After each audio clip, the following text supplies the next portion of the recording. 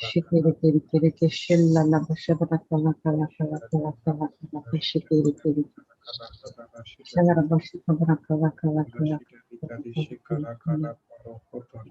shikiri kiri shavara bashabara kala kala kala kala kala kala shikiri kiri Praise the shavara Lord. bashabara kiri kiri kiri. Yes, brother, you can start now. Praise the Lord. Praise the Lord. Good morning. Good morning, Brother Sudhir. Good morning, Brother Jude. Good morning, everyone. Morning. Praise God. Good morning to everybody who's attending, who's online, who's listening. We bless you all. Amen. In Jesus' name. Amen. Amen. Amen. So, standard question. How was the week? Blessed as always.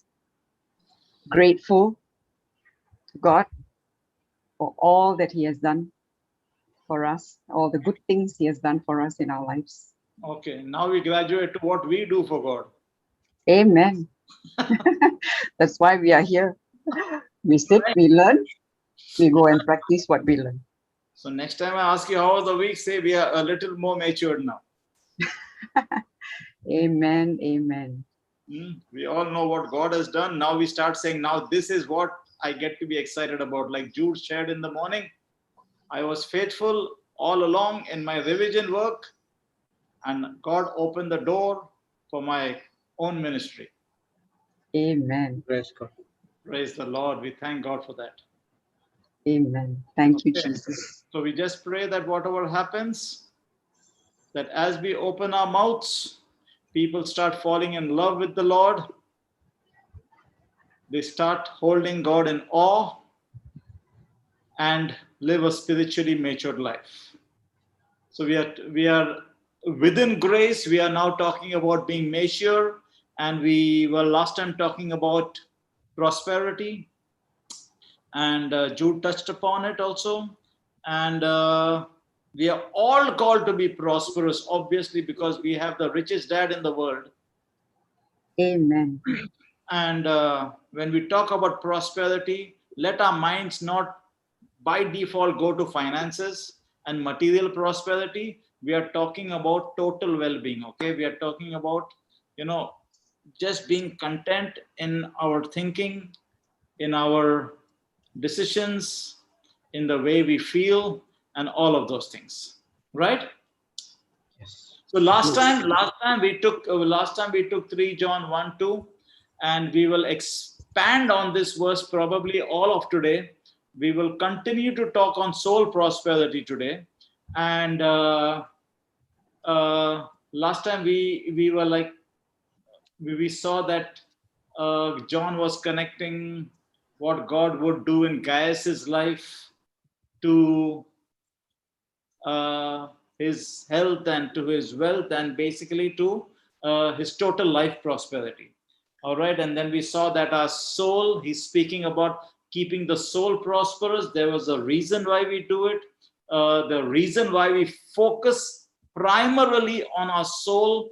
We are a three-part being, but we focus primarily on the soulish part of us simply because our spirit was changed instantly the moment we made Jesus the Lord of our lives.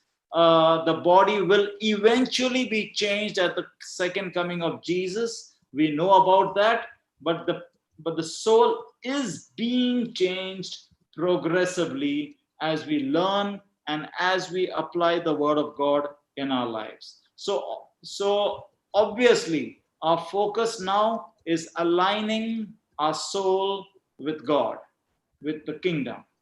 We have to learn how to think, how to feel, how to make decisions exactly like Jesus would had he been out here in this planet, because we really are Jesus to the world today.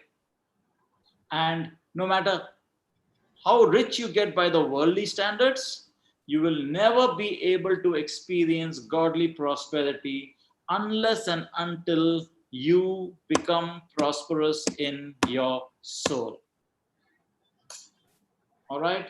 You will have known people who have riches, wealth, money, far beyond what they require, maybe 3-4 generations after that can live on it. But you know, and you know that there are people who are far richer because they have peace of mind and they are so content. They always seem happy, they always seem joyful in spite of the circumstances around them. And if you have studied the word of God to any degree, you will notice that it always calls us to be joyful and peaceful in circumstances. It's the desire of the Heavenly Father that our state be a state of joy, a state of well-being, state of peace, state of contentment, that we are not influenced by what happens in and around us. We just focus on what Jesus has done for us. We come to know the truth of what lays ahead for us, and in that lays our contentment, our joy. All right? Because if my thinking and God's thinking on a particular topic is not in alignment, then I will never maximize that area of my life. I need to be renewed. Paul in Romans 12:2, never forget this passage. We are called to be transformed by the renewing of our mind. Okay? And then we saw last time that I already need to see myself as the person which the word of God calls me to be. We need to see it. All right? Because my life prosperity will never exceed my soul prosperity. In the visible world, yes, my bank balance might be what they call prosperity, but the turmoil that we go within, how fretful I am, how stressful I am I sleeping well, am I in good physical health, all of that, there's the mismatch. There could be a mismatch. All right? But we are called to be really prosperous in our soul. And there is grace available for it all. There is grace available for a total life prosperity. We saw that as a man thinks in his heart, so is he. So we train our mind, we train our thought processes, we train our soul. We focus on the soul part of my being. All right? And and then we said something like it is very dangerous for a Christian to put material prosperity ahead of his or her spiritual maturity. Don't make that mistake. Don't look at, don't be into God for what you can get out of him. Once you know someone as your father, then you just know the heart of a father and what is his will and desire for you. It will always be good. All right? So last time we took money as an example just to know how prosperous my soul is, because we said one way of knowing how prosperous my soul is in my relationship with money. And we try to take tithing as an example. Remember, we have done a whole series on giving, but this is not what we are talking about. We are just taking this as an example. Like we learned, like Paul told us, examine yourself, test yourselves. We do this in every area. Every time we read the word of God, then we can't just read it and say, yes, that is me. We need to pause and say, is that me or not? If it is, well and good. If it's not, I have the Holy Spirit to become it. All right? So, God is the richest being in this world. He doesn't need our money. So if the Bible is calling me to tithe, and in the new covenant, you don't even have to do it. But I'm saying if you just do it, all right, what are you doing? We learned that we are honoring God. It's an action which is saying, Lord, I trust you. Lord, you are my source. okay, this thing is not more important than you are. All right. And then we learned something like, we need to involve God in every area of our lives, be it your marriage, be it your finance, be it your decision-making process, be it your business, be it the job you go to, be it in the area of bringing up your children. Every area we invite, because he is the Lord of our lives. And in any area that we do not actively invite God in, he will stay out. Okay? Because God's involvement in our lives has to be an act of our free will. Right? We saw the last time that if we are forced to do something, then I am not doing it out of my free will. And in that case, I cannot say that I am submitted to God. That will not be an act of submission, because I was forced to do it. Whatever comes, it has to come because I know the truth, and now I choose to do as I have learned. All right? That's good. So, tithing, we learned, was about giving God first place. Tithing is the first tenth of whatever, but since we are talking about money, it's about the first tenth, the best, not leftovers. Please, if you're giving to God as an honor to God, as an act that says, God, you are my source, then it has to be the first part. It has to be the best. All right. So we'll expand upon this today. All right. Why we are just taking this as an example. We could have taken any other example, but this is a good, because this is one area. Finances, money is one area which will very, very clearly show whether or not we are prosperous in our souls. We can say a lot, but can we really examine ourselves in this one particular area? It's a huge area. All right. And tithing is important. Why?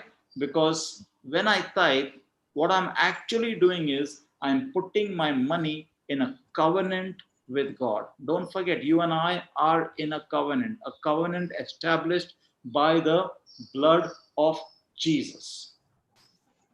All right. So, Jesse, you want to get us going?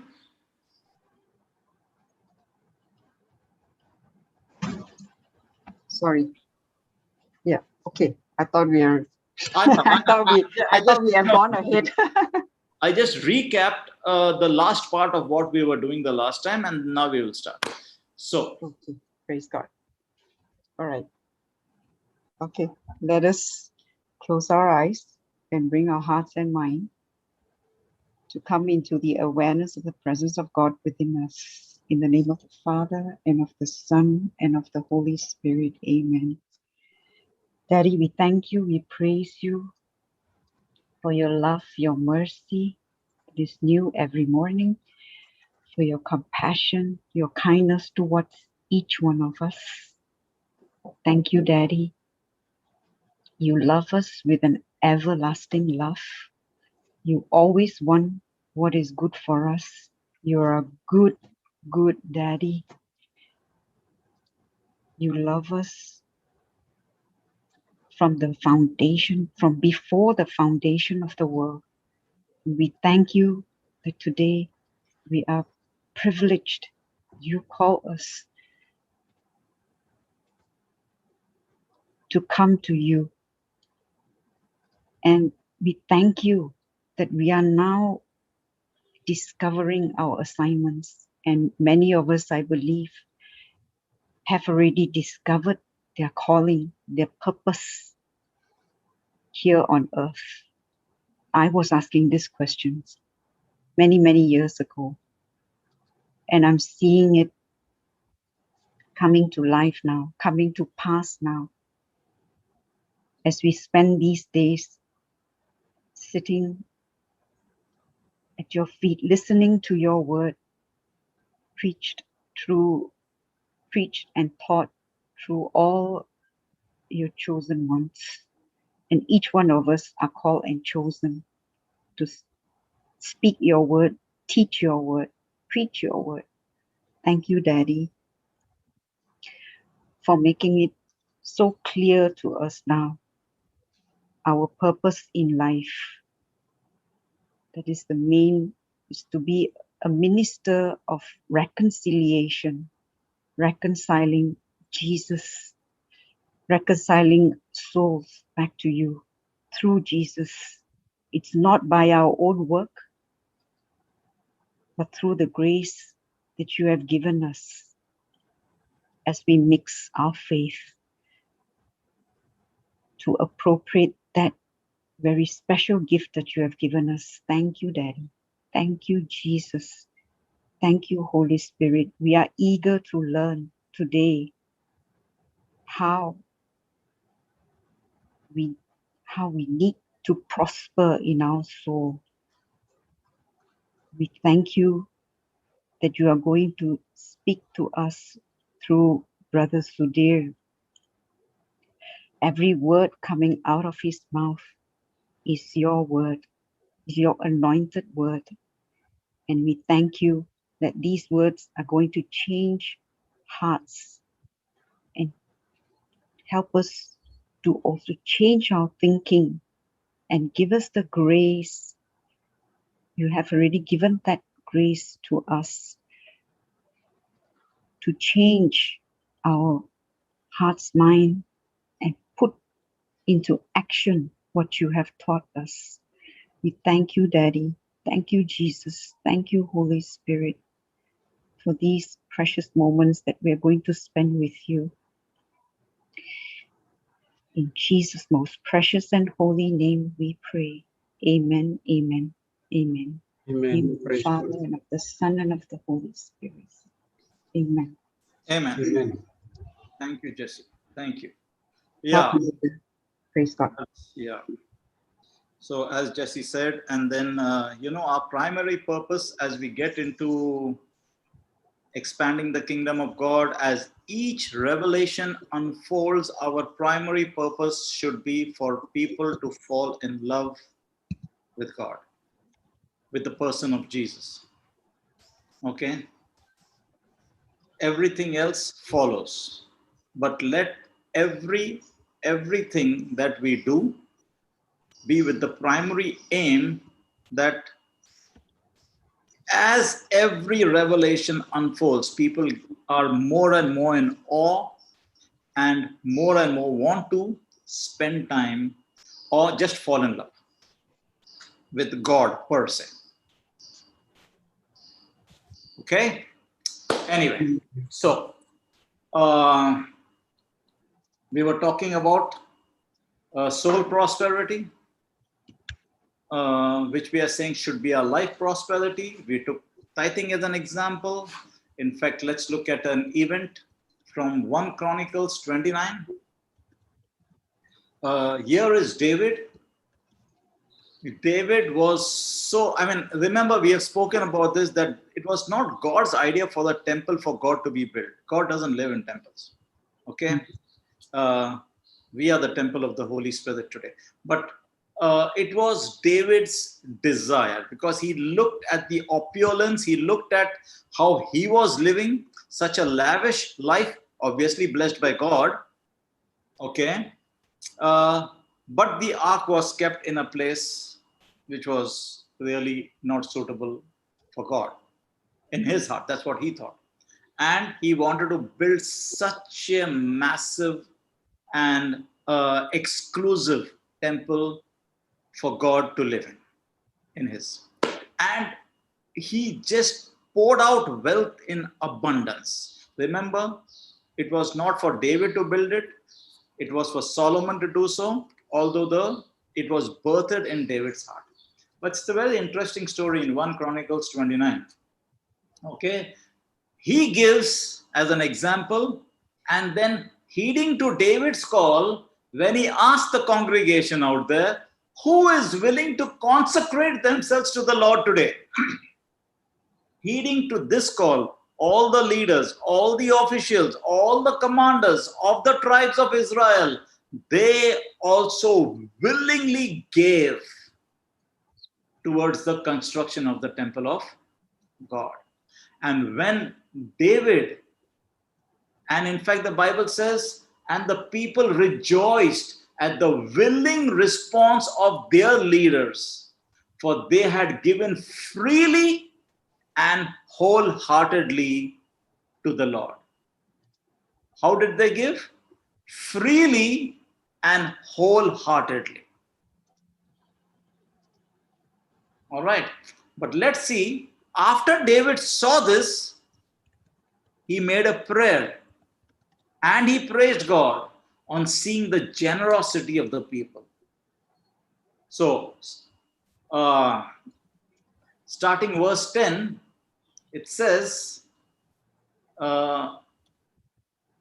David praised the Lord in the presence of the whole assembly, saying, in fact, I would suggest that whoever is participating online right now, if you have a computer in front of you, obviously you do, you're listening to my voice, but if you have a Bible in front of you, I'm reading from the NIV, we can all make this prayer. I have shared this with you a couple of weeks ago, couple of months ago, but we can all do that. This is David's word after he saw the generosity of the people, and this is what he said. I mean, you can join me, or in your own homes, you also can say this right now.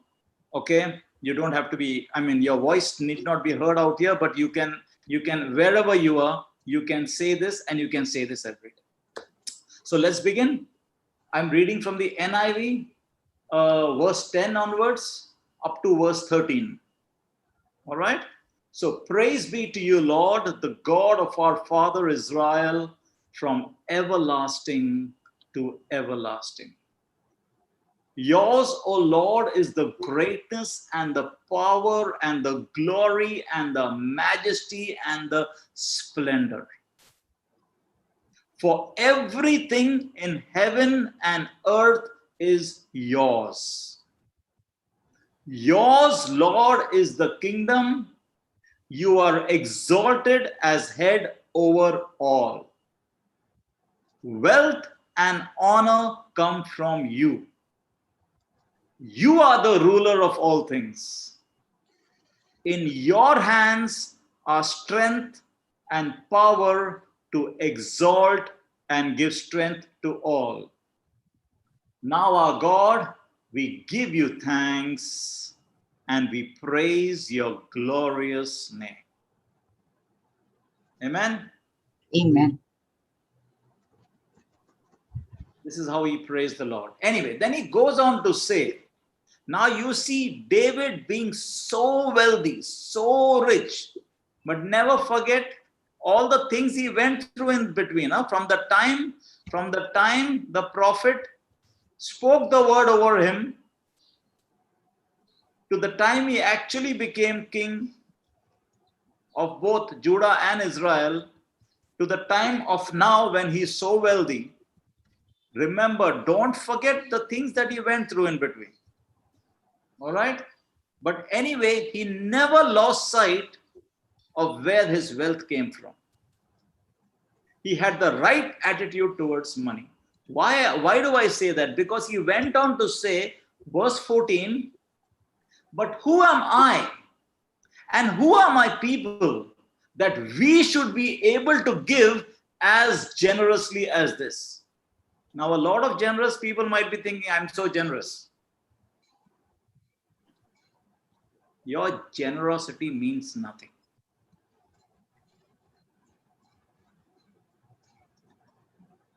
It's the attitude. Even that is a gift of God. He says, who am I? Who are my people that we should be able to give as generously as this? Now, pay careful attention to the next line. He says, everything comes from you, and we have given you only what comes from your hand. You see the attitude of David. Then he says in verse 15, we are foreigners and strangers in your sight, as were all our ancestors. Our days on earth are like a shadow without hope. Verse 16, Lord our God, listen to this. All this abundance that we have provided for building you a temple for your holy name comes from your hand, and all of it belongs to you. I know, my God, that you test the heart and are pleased with integrity. So we are called to be people of integrity. We should know who is our source, where things come from, and here is where stewardship comes in. We are only stewards. We are only stewards. Please don't forget that. All these things I have given willingly and with honest intent. A lot of things for us to take from here. What is our intention in giving? How honest we are in our giving. Okay? And now I have seen with joy how willing your people who are here have given to you. And then he goes on to pray to God for the people and for his son Solomon to have the right mindset. Verse 18 onwards, just see his prayer. He says, Lord, God of our fathers Abraham, Isaac, and Israel, keep these desires and thoughts in the hearts of your people forever, and keep their hearts loyal to you. Verse 19, and give my son Solomon the wholehearted devotion to keep your commands, statutes, and decrees, and to do everything to build the palatial structure for which I have provided. All right? So David is asking Lord to bless the people, to bless his son with the right attitudes, with the right heart condition. That is prosperous. That's the real thing. Amen? Amen. Amen. All right. We were talking about the tithe. It all started with Abraham's tithe, right? So Yes. even though we know how blessed Abraham was, although the blessing of Abraham was blessing of God was already on Abraham, when Abraham brought the tithe, whom did he bring it to? Melchizedek, right? What did Melchizedek do? He blessed Abraham. Now, when you're blessed and you keep getting blessed, you can say, Lord, bring it on. Don't try to be too modest and too humble. Let it come, Lord. But let the blessing be for the purpose for which it was given, okay? So that you can be a blessing in turn. All right. Anyway, so what I learned from here is that when Abraham brought the tithe to Melchizedek, he blessed Abraham. He received the tithe, and Melchizedek was called the priest of the Most High God. Understand this? He's the priest of the Most High God. So as soon as he received the tithe, he released the blessing over Abraham. Right? In the old covenant, the Levitical priests, they are the ones who received the tithe, and as they received the tithe, those priests, they would released the blessing. But today we are under the new covenant. Who is our high priest today? Jesus. Jesus. Jesus is the perpetual priest in the order of Melchizedek. Right? So, who receives our tithe today? Jesus himself. Jesus. So, Jesus himself receives our tithes in the new covenant.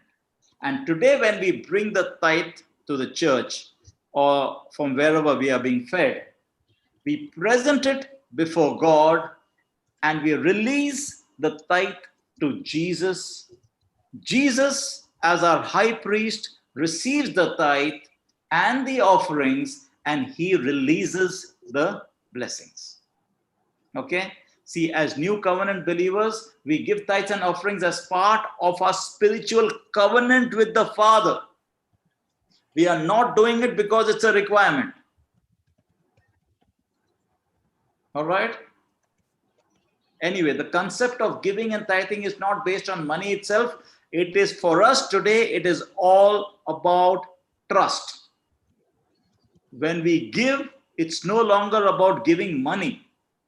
We are authenticating our trust in God, and we are then in a position to experience God's best in every area of our lives.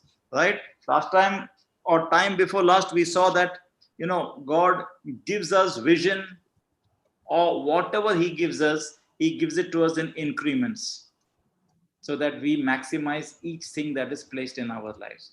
Otherwise, we will jump out and we will do that without completing the previous thing.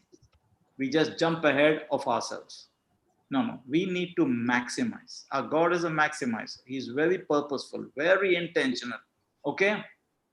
So, many examples in the Bible, right? A tithe, we are just doing it. Lord, first 10% is sacred. It's yours. It's holy. I'm in a covenant with you. And I know you're not requiring it of me, but I want to do this, Lord. And over and above that is my offerings. I'm just showing that what I'm a conduit, something comes to me and it has to pass through me. All right? It has to come. And then, so anyway, one thing that we can learn and thank God for the amount of examples he's left us in the Bible, we'll turn our attention to the widow's offering in Mark 12. I'm reading from verse 41 to 44. You can put it up, Jude, if you can, please. I'm reading from the NIV. NIV I don't have. I'll put KJV. It doesn't matter. You put KJV. Which verse? Mark 12, 41 to 44.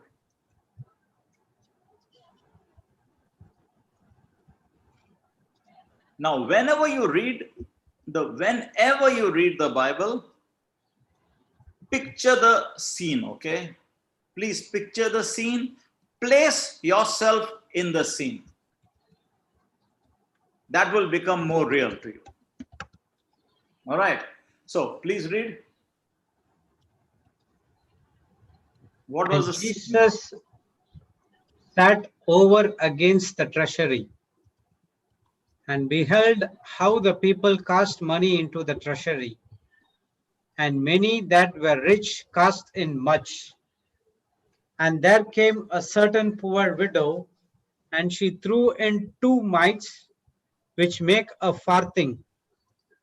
And he called unto him his disciples, and said unto them, Verily I say unto you, that this poor widow has cast more in than all they which have cast into the treasury. For all they did cast is cast in of their abundance, but she of her want did cast in all that she had, even all her living.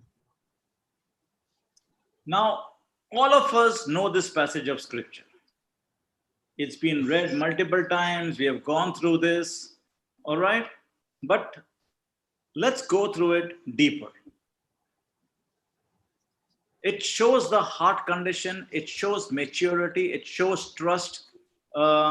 It shows what a redeemed son and daughter of God looks like. And she was not even redeemed at that point of time, the widow. All right. So what do I learn out here? In verse 44, it says, people gave out of their plenty. They gave only what they did not need. In other words, they gave leftovers. Okay, they gave leftovers. But she gave all she had. It was money she needed to live on. This is the Bible, folks. This is the word of God. Many people will tell you, no. You need to use wisdom. You better take care of your family first. You better do this and you do that. Why? No, you can't do that. You must have savings. Who's your source? Where is the money coming from? What did David just told us? Look at this widow. And now I want you to know that this is not Paul. If Paul was said, that would have been good enough for me. This is Jesus himself sitting opposite the treasury and watching. What does it say? It says Jesus paid attention. These are the few things to consider right now, okay? Jesus paid attention to what people gave. Very interesting here. Think about that for a moment. Let that sink in really deep. Jesus paid attention. And he was not happy with the people who only gave what they did not need. You know what? If it does not mean much to you, then it does not mean much to God. Yes. Right? Yes.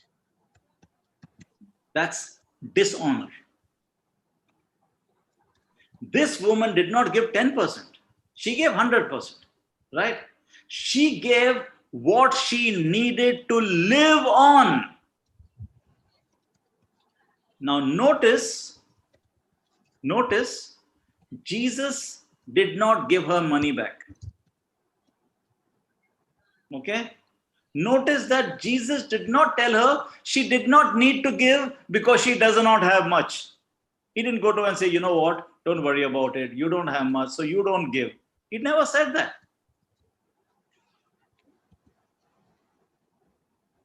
The fact of the matter is, she could not afford to give. Listen to me carefully. She could not afford to give. So from Jesus's perspective, she could not afford not to give. Please understand, I'm going slow here. The earth operates on a system of sowing and reaping, cause and effect, the free will of human beings. You are free, you to choose. Jesus knew that this woman needed seed in the ground to get out of her financial situation. It's just the way the kingdom operates. Okay? Some people would say that the church was taking advantage of her by receiving her money when obviously she didn't have much, right? But people who think this way do not understand God's kingdom. Remember, we are not talking about money. We are talking about spiritual maturity. Primarily, we are now talking about being prosperous in our souls, in the way we think. Because from there, everything else will be generated. How we act out in our lives will all start with a thought. And so that very thought itself should be based on the word of God, should be based on what Jesus is teaching us. All right. So we are still talking, and we are we'll continue all day today to talk on how prosperous we can be in our soul, in our thinking. All right. Jesus applauded what this lady did because he knew her harvest will be greater than her need. Amen. Amen. Praise God. If you understand the love of God, and we have spoken of this many, many times on this forum, that if there is a requirement put on us by our loving Father, then we know that it is ultimately for my good.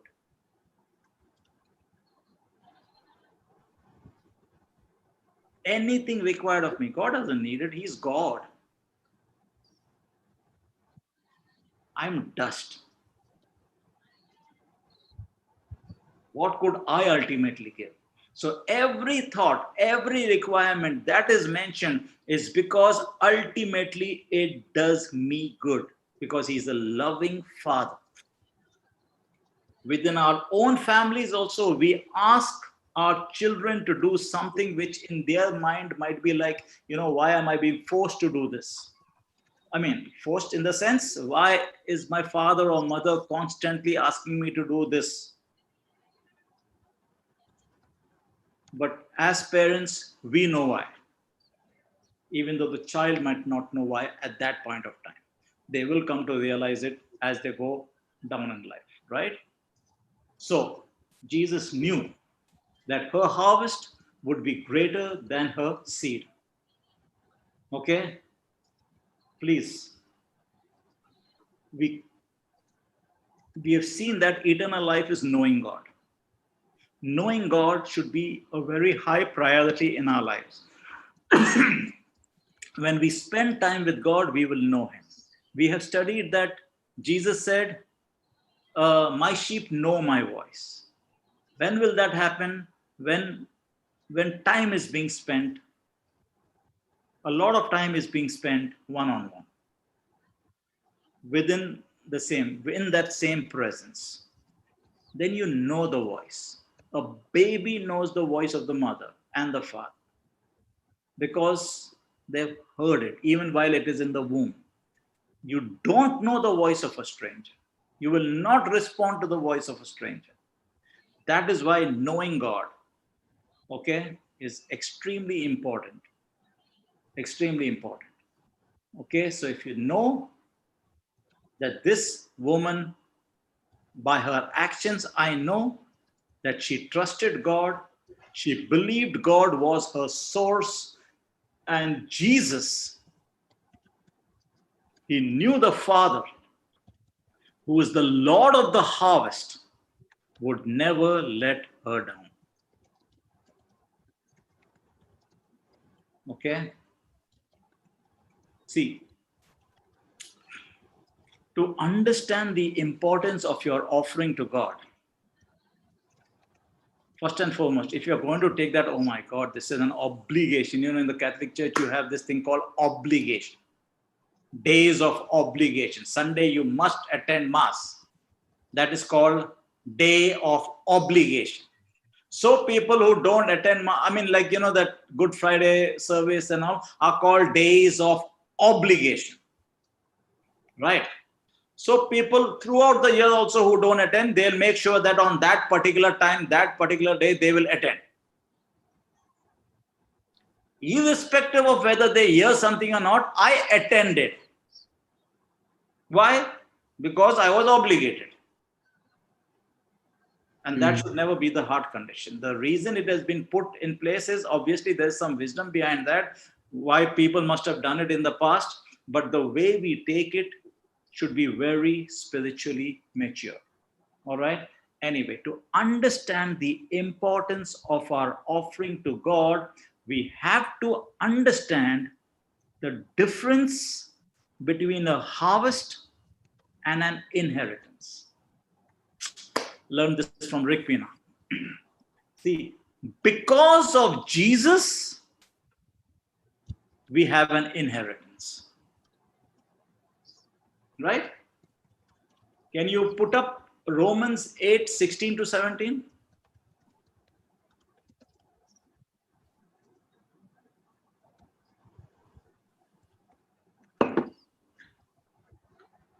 The Spirit itself beareth witness with our spirit that we are the children of God. Okay, pause. So, do we believe we are children of God? Yes. Yes. Let us get this confirmed in our spirit that I am a child of God. There is no difference between Jesus and me today. My God is my Abba Father. Get this clear. We are adopted into the family of God. The Holy Spirit is bearing witness with our own spirit that we are children of God. I should not require any more convincing. Because the moment I'm a child of a particular family, then I have certain rights. So it's extremely important. I'm calling upon everybody right now who's listening and who's not here, go and tell them who they are. What is their identity? Our identity primarily is of a child of God. All right? Please get that into your spirits. It's very important. Because if I'm really a child of God, then verse 17 says what? And if children, then heirs of God, and joint heirs with Christ, if so be that we suffer with him, that we may be also glorified together. Praise See, God. being glorified together, by now, whoever has listened to me, we know that that is our ultimate destination, being glorified. Having that life of eternal glory. That's our inheritance. That's okay. That we know about it already. But here, right now, right here, I am on this earth. Correct? The Bible has testified just now that I am a child of God.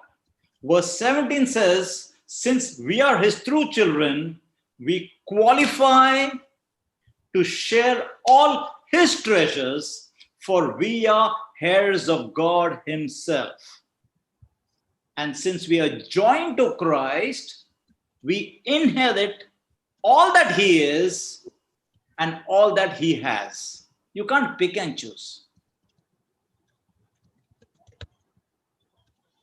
You're in it all the way through. Right? So if you're saying you're an heir, then let's say your purpose is one of being in the jungles as a missionary. Then so be it.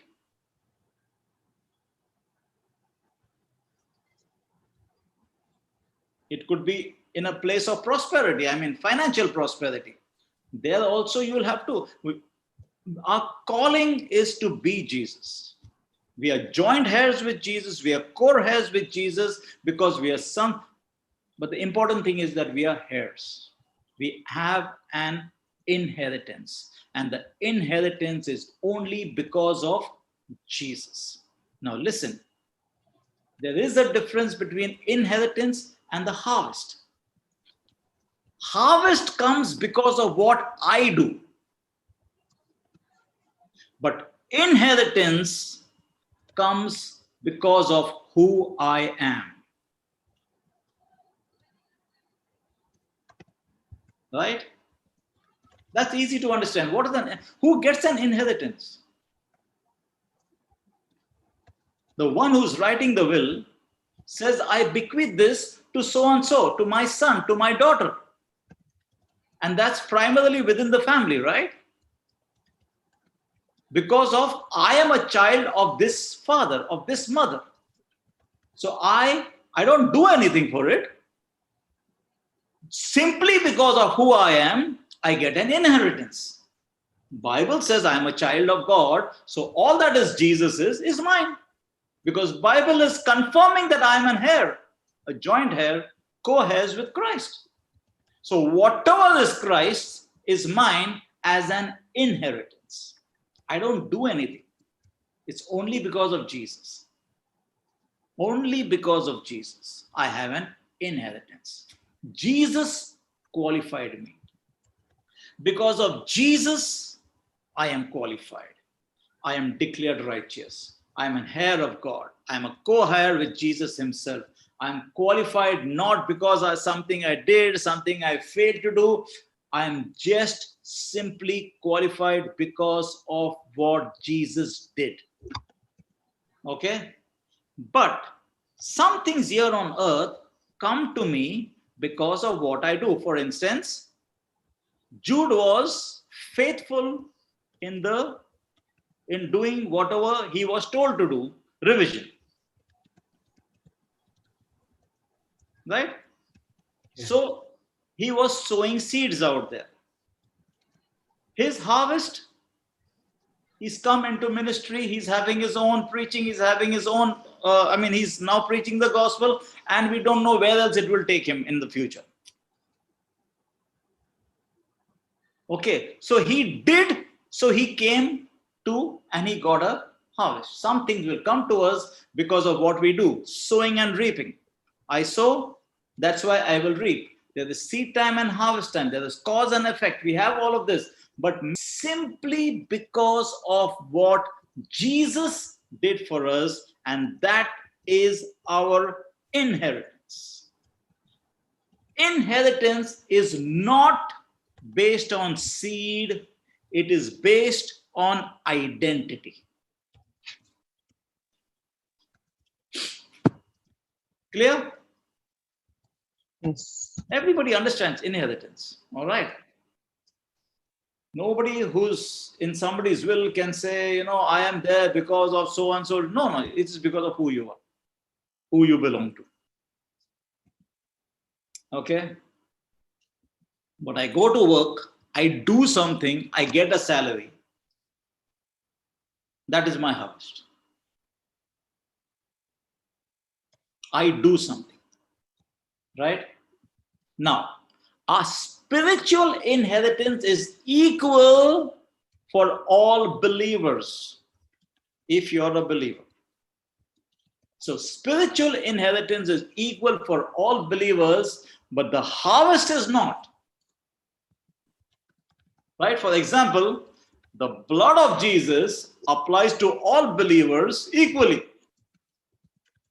It's up to you to take part of it or not. Forgiveness of sins has been obtained for all believers equally. Eternal life has been made available to all believers equally. We all get the same salvation. We all have the same Holy Spirit. We all have the same eternal life. That's available to us. It's all ours. It's up to us whether we want to partake of that or not. That's a different story. But it's equally available to all. Right? But there's a difference in our harvest and our inheritance. Inheritance has got nothing to do with what I do. My harvest has got everything to do with what I sow.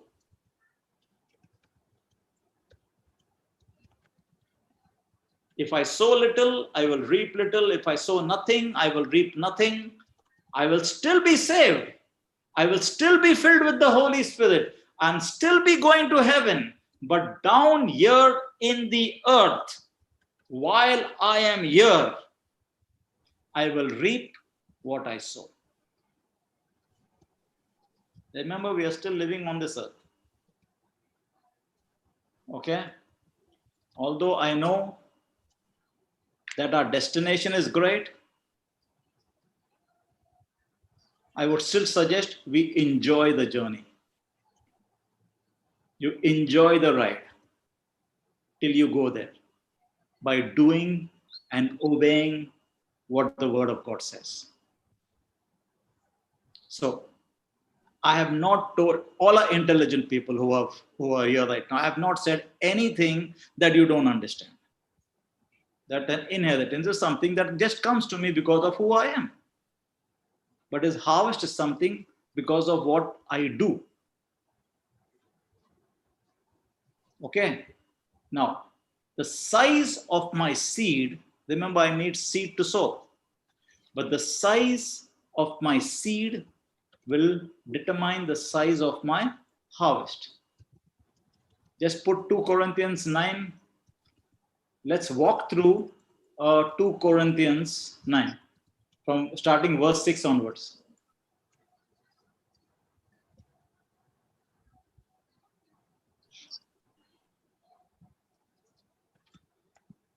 But this I say, he which soweth sparingly shall reap also sparingly, and he which soweth bountifully shall reap also bountifully. Now, let us be clear out here. In these particular passages, Paul is clearly talking about money. Okay?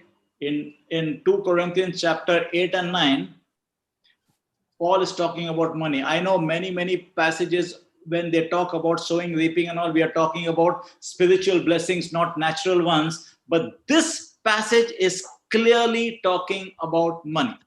We are using this as an example to see how prosperous we are in our thinking, in our way of being, in our soul. Okay? We are just using this as an example. You and I get to decide the size of the harvest that we receive from God. The size of our harvest will depend on the size of my seed. Right? This is not equal. Why is the harvest not equal for everybody? Because not everybody sows the same size of seed. Okay, this is an individual matter. It is a matter of an individual's heart, an individual's attitude. It is your will. It is your decision. It is your free will. You get to decide how much you want to sow. Paul's message is simple: sow little, reap little. Sow much, reap much. Size of your harvest is contingent upon what you decide to sow. It is your choice. You get to participate in your own prosperity.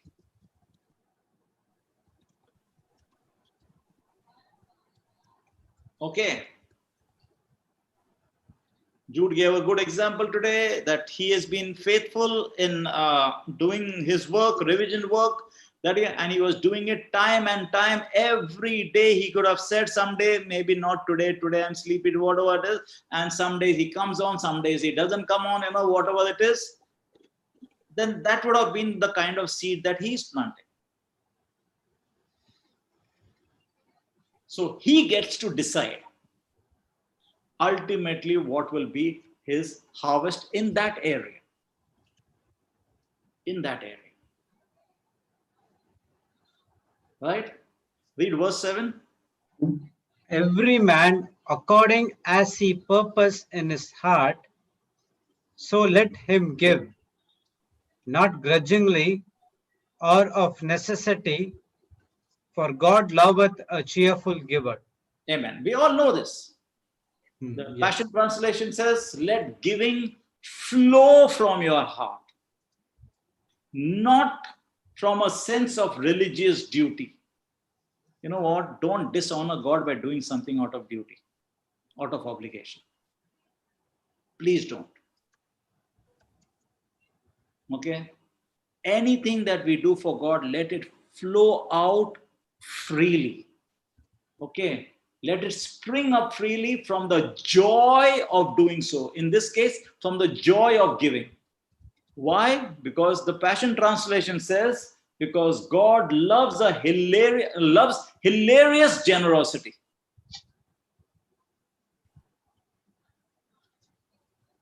Right? Giving should not be something that you got to do. This is something we get to do. Right? We should be seeing giving to God as a privilege and an honor. Look at David, richest guy. He was free to say, I gave, but he says, no, I only gave what you gave me in the first place. Keep our attitude in check. And giving should be with joy in the heart, not thinking, with too many tension, if I give this, then what will I have to, live on, and all of those things. The best. Verse 8.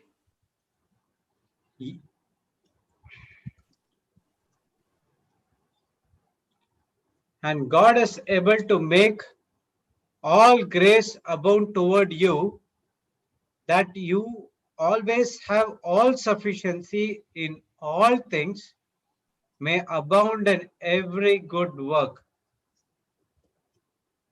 So, do you see the heart of God in this? There are certain things that we are in control of, because that decision belongs to me. God has given me the free will, and as a father, He would always want us as sons and daughters to do the right things. Why? So that we will benefit. It says, yes, God is more than ready to overwhelm you with every form of grace. Grace is available in abundance. Okay? Why? So that we can have more than enough of everything. Every moment and in every way, we can have more than we require. God will make you overflow with abundance in every good thing you do, in every place where you sow, out of a joyful heart, joyful spirit. Right? Verse 9. As it is written, He hath dispersed abroad, He hath given to the poor, His righteousness remaineth forever. So Paul is quoting Psalms 112 verse 9 here.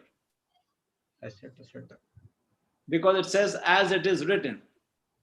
So it is written in Psalms 112 verse 9. That's what Paul is quoting. He's basically saying that just as the scriptures say about the one who trusts in him, because he has sown extravagantly and he is given to the poor, his kindness and his generous deeds will never be forgotten. Please don't forget the widow.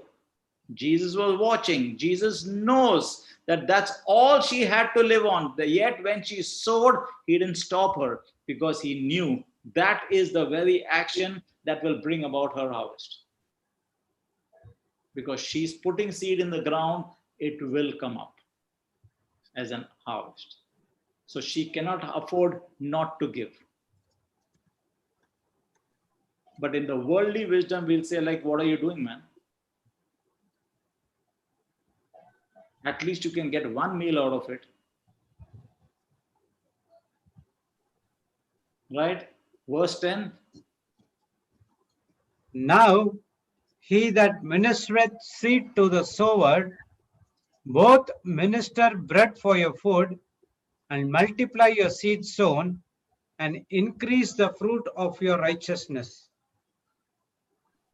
So, God, now understand this. Okay? Understand this. We need seed to sow, right? Yes. But who's giving the seed?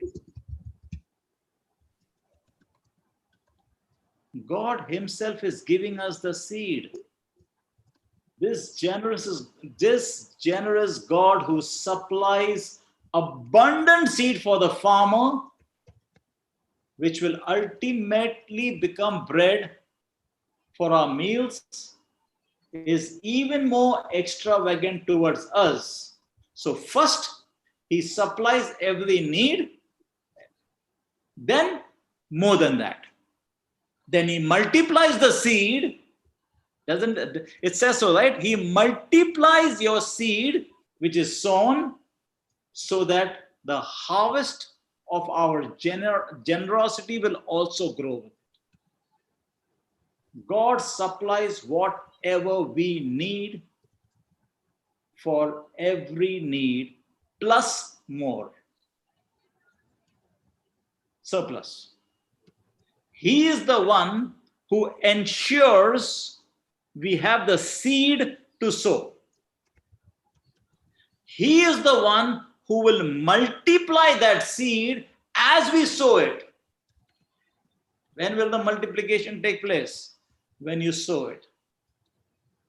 But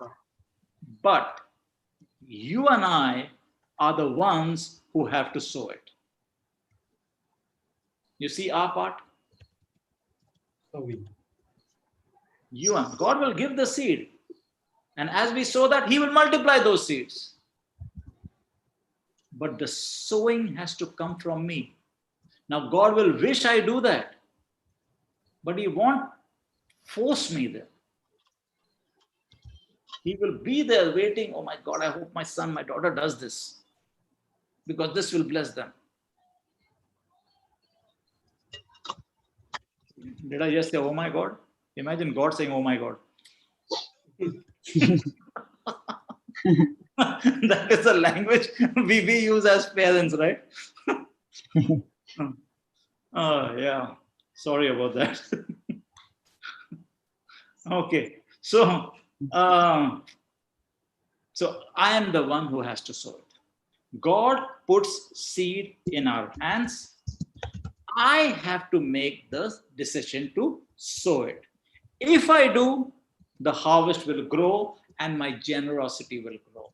But some people are so foolish, they eat the seed. They don't sow it. When you receive an income, if you are in a relationship with the Holy Spirit, he will tell you what part of it is seed for sowing and what part of it is bread for eating.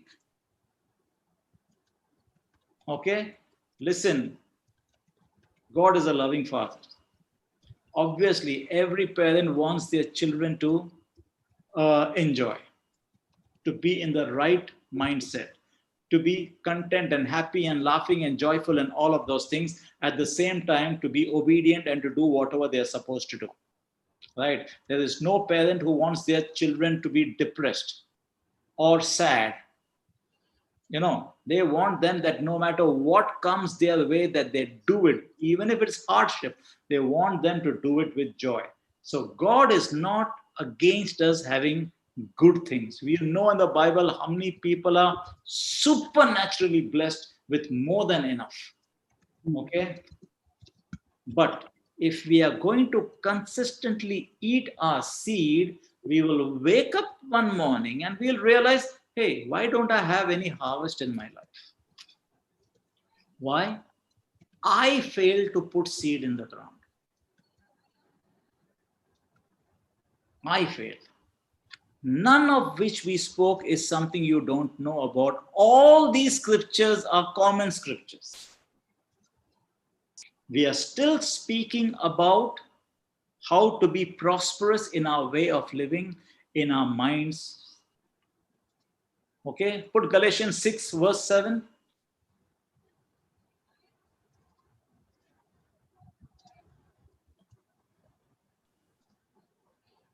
Sow and reaping. Be not deceived. God is not mocked. For whatsoever a man soweth, that shall he also reap. So Paul is very clear here, isn't it? He says, whatever you sow, you will reap. Remember, we are taking money as an example, but broaden your minds, and we are talking about everything that's in the Word of God. All right. So if I don't like the harvest my life is producing, maybe I need to check the seed that I'm sowing. Right? You will notice. Everybody of us, we know certain people. Let's say, for example, when somebody calls you and they kind of need help in something, depending on the person, let's say you'll be either eager to help or you won't. Let's say you're very eager. In fact, you want to go out of your way to help this person. You will notice you want to do it for this person because that person is that kind of a person who's always helping people, who's always there for you. Have you seen that? So those are the seeds that person sowed in their lives. And so today, when they need a harvest in that area of their lives, they get the same in abundance. Right? You know people who sow in various areas, let's say in certain areas, and they are testimonies to Galatians 6:7. They reap what they sow. And if you think of your own life, you will also acknowledge, like if you're good, let's say you're in an office environment and you're always helping people out. Whether or not your boss knows about it or not, but because you sow in that area, when you need help, they are most willing to come to your aid. You reap in that area. When you are a lender, somebody is in need and you lend, you're sowing in that area. You will notice that when you are in need, people are willing to give it to you without question.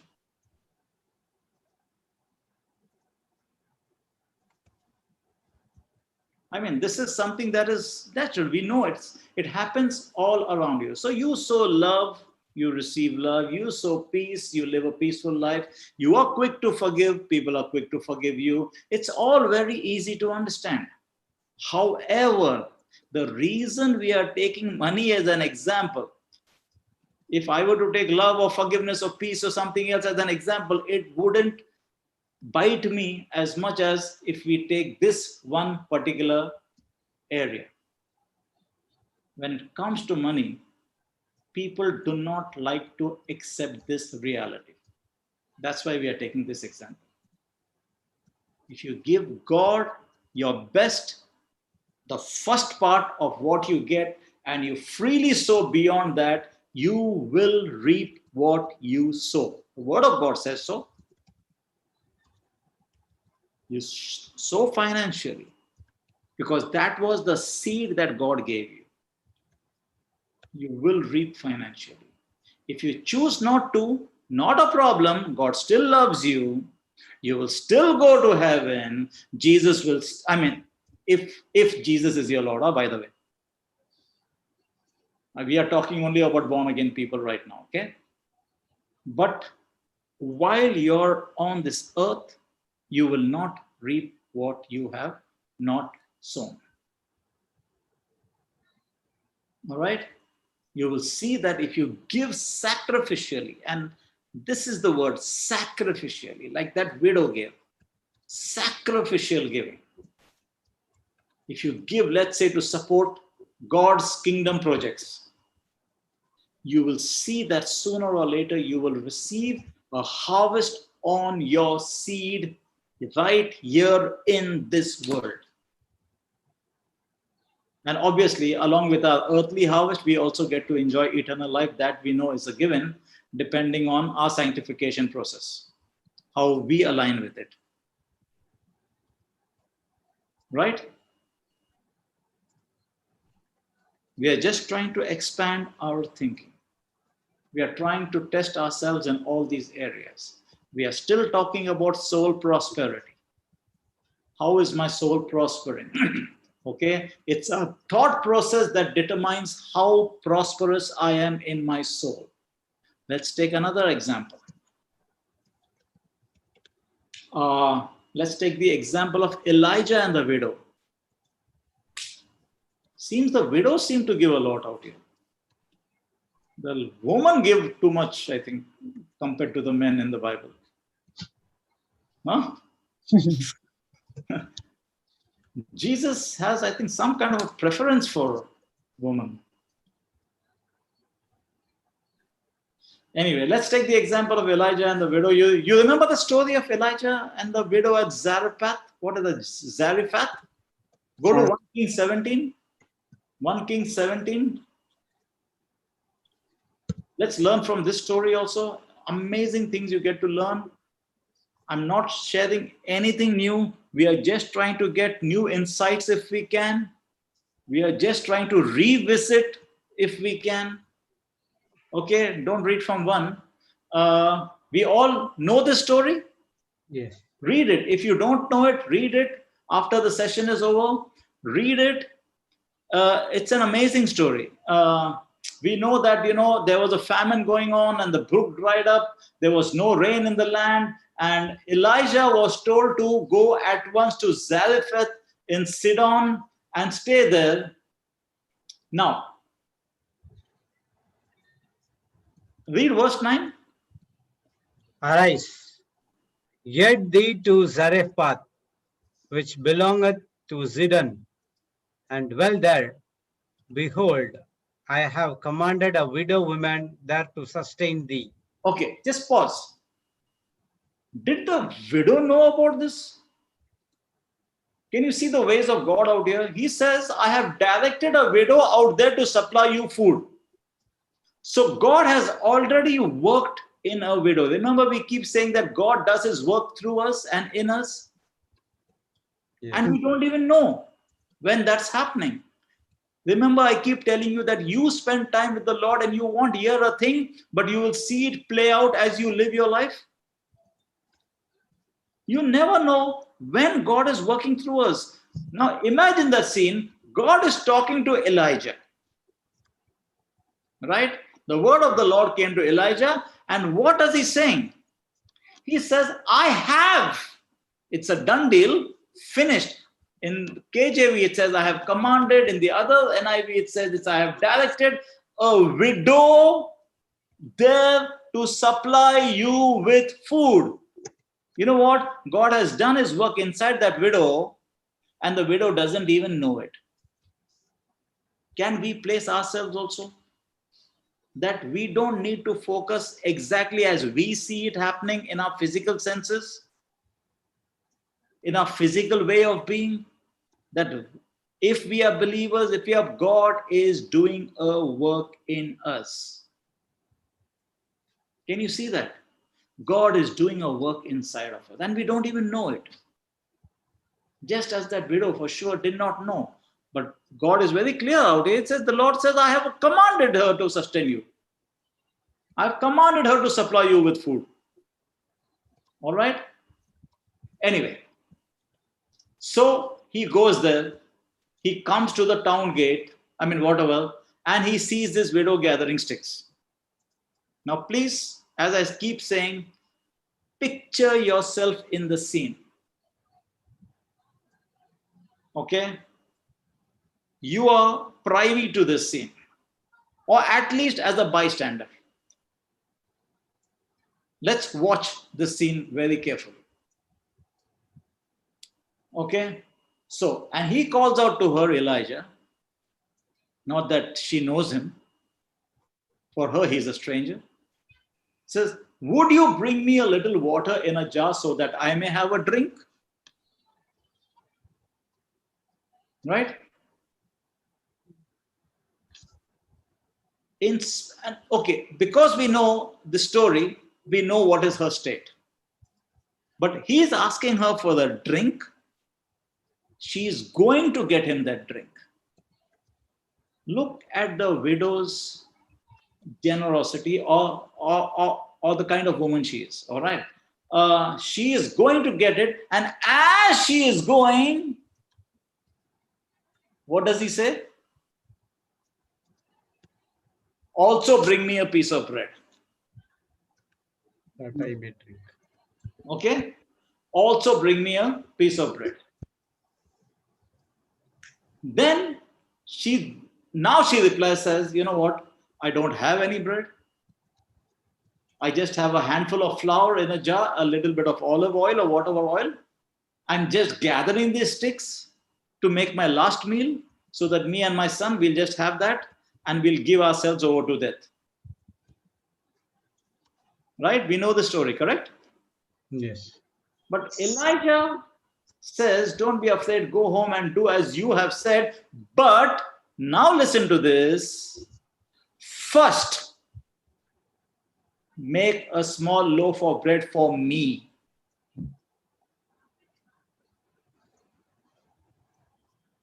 From what you have, bring it to me.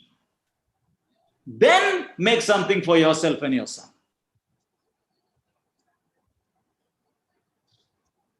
How rude is that? How selfish is that? If you were to be an observer of this scene, what would be your first thought about Elijah? That will expose how prosperous you are in your soul, in your thinking. What would the headlines read the next day? Preacher steals the widow's last meal. Right? But sadly, what actually happened after that, that report would not come out.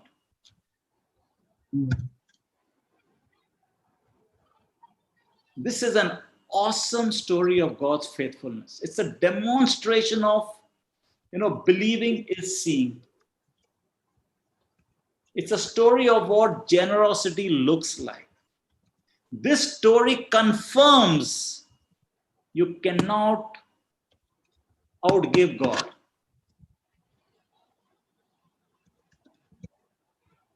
This is a story of the importance of seed. God loves us so much that he's desperately looking for his children to plant seeds so that we can reap a harvest.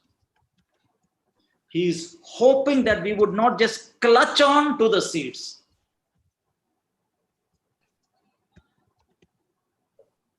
Ever heard of the story of the hen that lays the golden egg every day?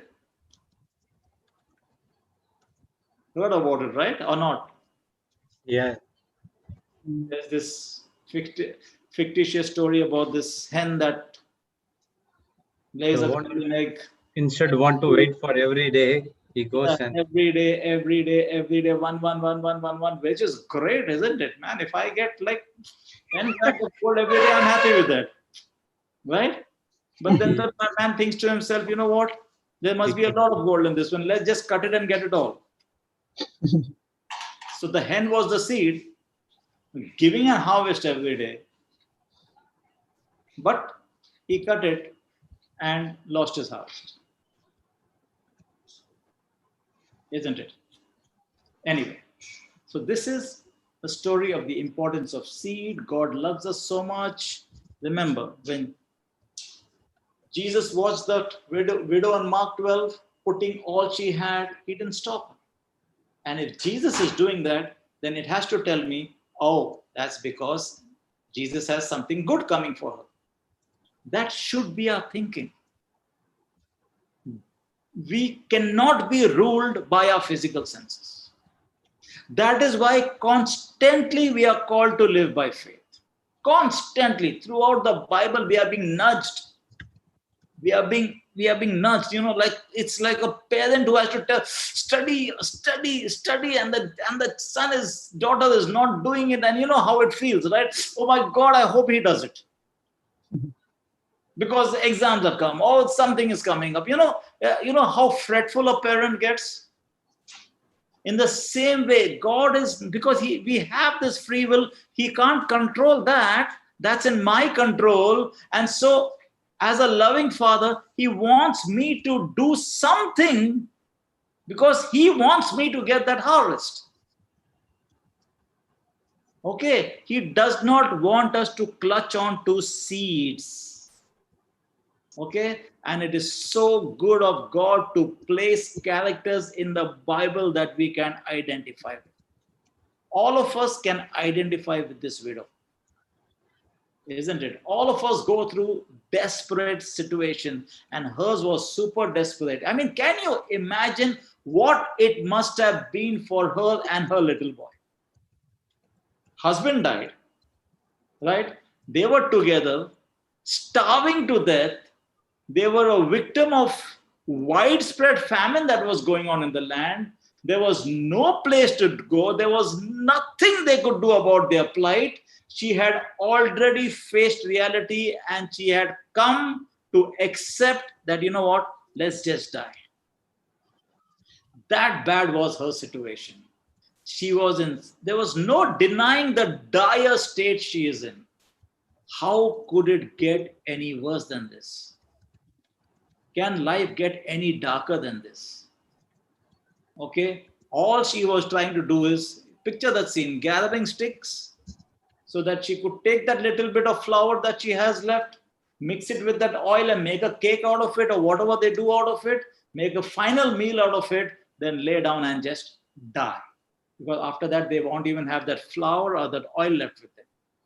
Okay, but what she did not know was that God had chosen to shine the light of glorious life on her. Right? God had chosen for her to be part of something more wonderful than anything her broken heart could have ever imagined. God chose this weak and this broken lady to be part of something that would influence people of faith down through eternity, just like you and I are being influenced by this very widow. God had chosen not only to give her life, but to declare through her life that He is Lord. He is the resurrection and the life. But anyway, when this is happening, what would you and I be thinking of? What would we think about God? How many times do we hear this question? If there is a God, then this would not have happened. If there is a God, we would not allow, He would not have allowed so and so thing to happen. Right? Yes. I mean, what would we say to our, if we were in that situation, say to your own son? How would we respond if somebody we did not know came and told us to give the ingredients of the last meal? How would we respond in that situation?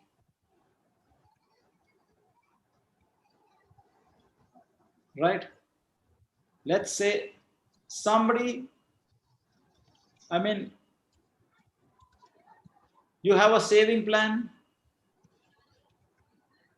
and you put this particular amount, let's say every month, but that's the very amount required by somebody who is going to be evicted from their place because they're not paying the rent. But if this amount were paid, they would get to stay. What would you choose to do?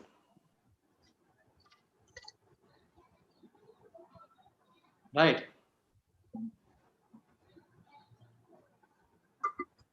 There is so much to learn. This is the last meal. If someone was to ask the ingredients, if Elijah were to come to you and I, what would be my response? This is only for examining and testing ourselves to see how prosperous we are. We need to be very honest. If I'm going to talk about a prosperous soul, I want to be very honest to say that, hey, I'm not very prosperous in my soul right now, but you know what? There is hope for me.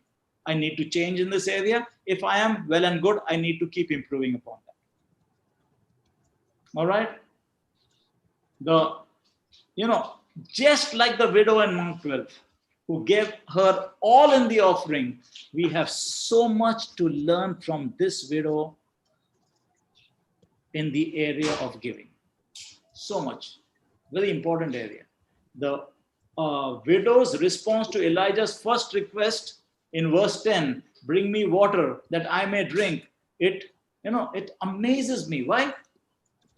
Because she's stepping out of her own suffering to provide for the man she doesn't even know with a drink. Can you see that?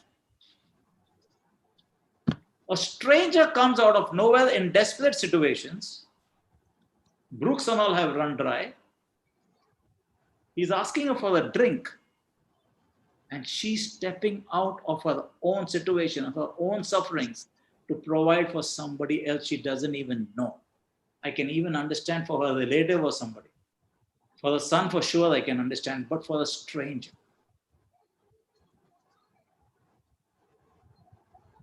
Let us be reminded of what Jesus said at the day of judgment to the goats. Matthew 25. When I needed a drink, you gave me a drink. To those, when I needed a drink, you did not give it to me, and all of those things. You remember that scene, right? Yes. It can come to us in any form. If you and I are a child of God, question, what would Jesus do? That would make me prosperous in my soul. But Elijah, it's okay. He asked for a drink. That was fine. But he takes it even further. He's asking this woman who has nothing but little flour and little oil left to first make a loaf of bread for him and then make it for herself and a son. This is obviously, in hindsight, we can look and we know that it is a test of faith, all right, just as it is for you and I. But it's a very important point, because at this point is where the widow had to make what I call, in capital letters, she had to make a choice. Here is where you exercise your free will.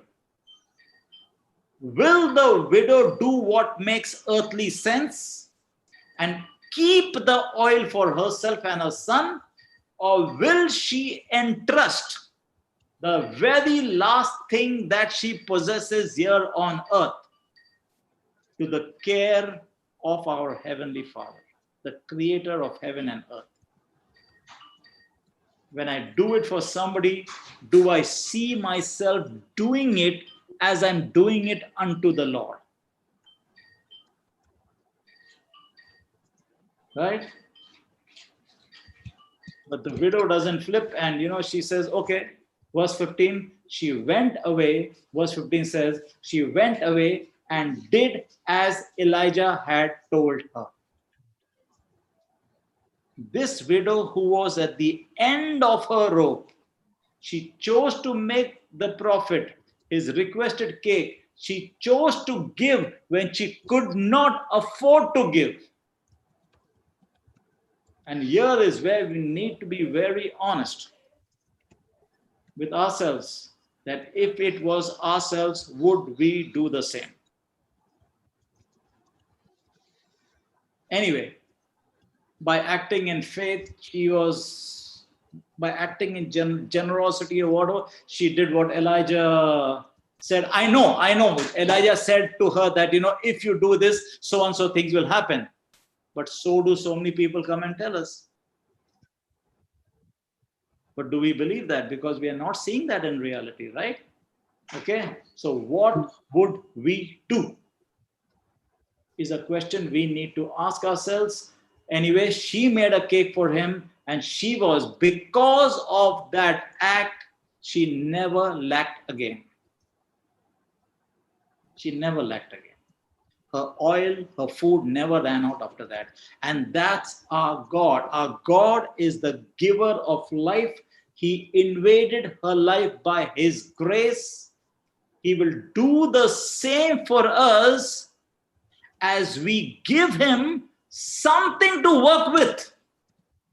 We have a part to play. We are continuously trying to drive home the point that you and I have a part to play.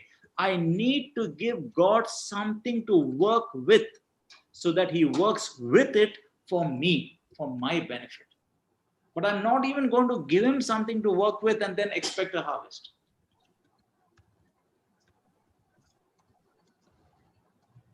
right?